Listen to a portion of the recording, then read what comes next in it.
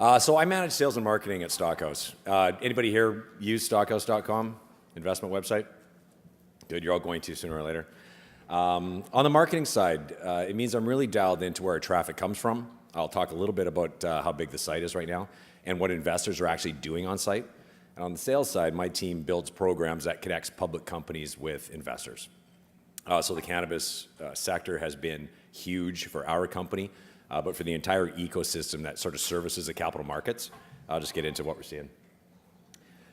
So quickly, in a peak month, Stockhouse usually gets 1 million unique investors. When you see Anna's chart on that volume spike in January, we set an all-time record, just under 1.3 million uniques in the month.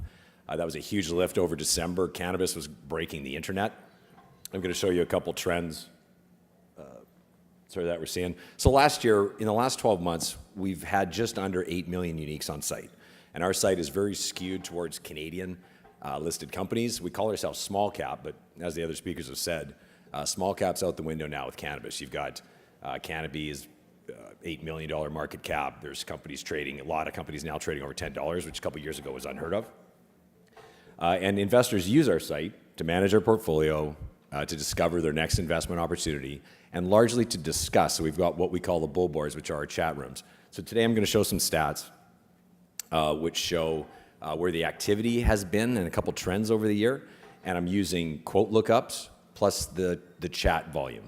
So this is a different metric than volume, stock volume or price, but it's very, very important. You can see where things are going to pop. Each week we publish the top bull boards, so the top 6 companies in every sector. I'll just give you a sense of what's happening right now. The top 6 cannabis stocks on site are all more popular than the top in any other sector. Last week, for the first time, T-God made it, and you can see that T-God is more popular than any other one. And year over year, like this time last year was the first time we put a cannabis raise up in our deal room. It was $1 million raise in 3 days. I think they had $6 million in orders. It really made us sit up and say, wow, there's another wave coming. But even what's happened from last year to this, you can see that last year in our top 100 most popular stock on site, 36 of those were mining, and cannabis was number 2 at, sorry, is it 16? So this year, this wave has hit. 34 of the top 100 companies are cannabis. And if I'm asked to speak into any other sector, it's really hard to shape the data that's happening on site and make it look positive for anybody else. For those of you who aren't in cannabis, I will make a couple points because it has done some really healthy things to the investor ecosystem.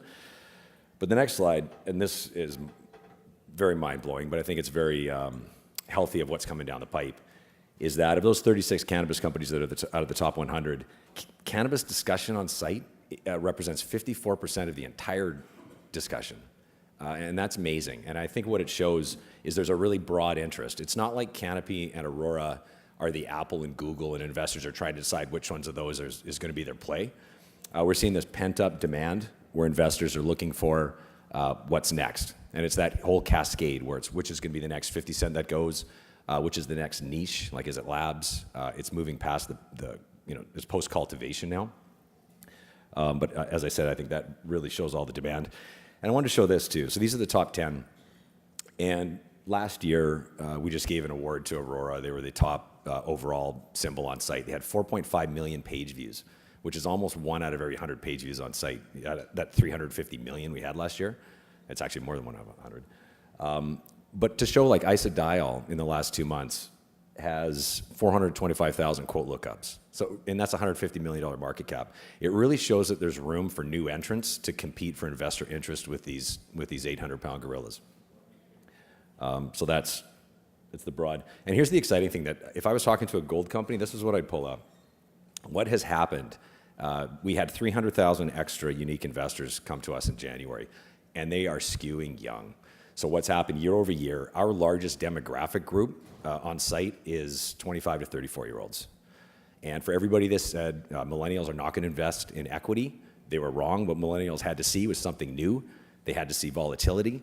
And what cannabis represents to them is something that they can actually believe in and they can identify with.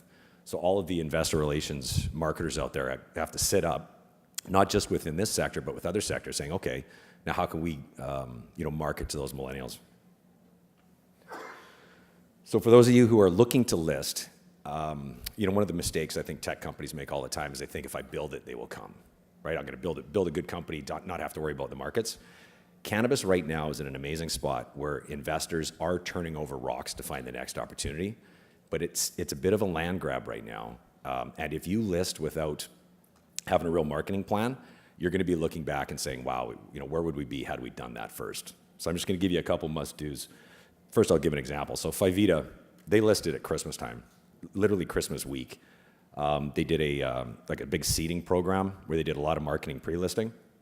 And I just want to just make a point. So these are all peaks. So like day one, they had 10,000 quote lookups, which you're hitting the ground running. But these are all different press releases, some that we help them with, but others that are just out there. But I could show you every cannabis company that's got these spikes, and they are all around news. They don't have to be game-changing. Like if you look at the nature of these, they're not all massive deals that they're doing. But every time to capture investor interest, even if you're Aurora, in the middle you're going to have valleys if there's nothing going on. That's one of the things Aurora did fantastic this year. They're a news machine. But for any small company, you need a plan that creates news.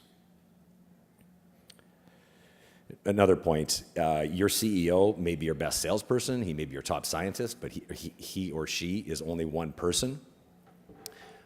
You need to start being scalable. And so that's what marketing means, right? That's not just the one-on-ones. Your CEO's got to focus one-on-ones, roadshows, institution, but you need a plan to go find that retail investor because there's massive demand out there. This ecosystem, have a look at all these types of things as you're doing your marketing plan and decide what you do and do not want to do. The last 18 months has been fantastic health-wise. There's a bunch of good and bad actors jumping up. But make sure you're looking at all of these as you're developing your plan. I'll just speak one thing too, is even on the financing side, and I really want to stress this, financing is a great opportunity to create milestones, and your financings are a fantastic opportunity to grab new shareholders and help fill your raises. We've got something called the Deal Room. It's where we combine our community, technology, and we help cannabis companies fill their private placements. So must-dos. As I said, news flow, you need to have this plan. This can be just that your CEO is attending a conference. This can be you issuing a release to brag that you accomplished these milestones. You have to do this. And again, without this, you're just not going to get the investor eyes. Good. And small company, yes, it's tough to get big milestones. Your first listing day, and we'll happily write a top story on any CSE listing. Do not miss the opportunity to build a campaign around the fact that you're now trading. Small companies, it's really hard to get milestones like that. Use it. Most companies need financing. Use your financings as an opportunity to create news. Obviously, especially when you close, but overall too. New online investors, this is not you sitting to a CEO. This is not the person on the plane next to you where you have 5 hours to convince them about your company.